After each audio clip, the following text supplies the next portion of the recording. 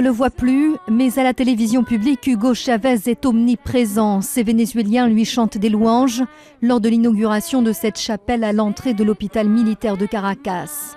Le président est dans l'une des chambres depuis son discret retour de Cuba lundi dernier. Un gouvernement presque au grand complet avec une priorité, faire taire les plus folles rumeurs qui donnent le président dans un état critique. Hugo Chavez est le patient le plus harcelé de l'histoire de notre pays. Les attaques contre notre commandant doivent cesser, ainsi que les rumeurs. Il y en a assez d'utiliser cette situation qui est délicate pour tous afin de tenter de créer la déstabilisation.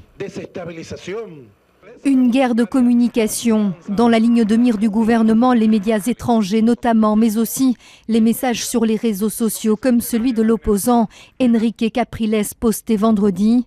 Il accuse le vice-président Maduro d'avoir menti quand il affirme avoir eu une réunion de 5 heures avec le président. Des doutes partagés par ses étudiants dans les rues de Caracas. Eux aussi veulent savoir.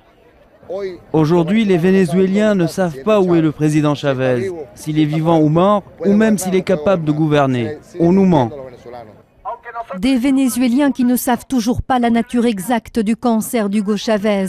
Seule preuve de vie de leur président, ces photos publiées le 15 février, à défaut de bulletin médical depuis le début de sa maladie.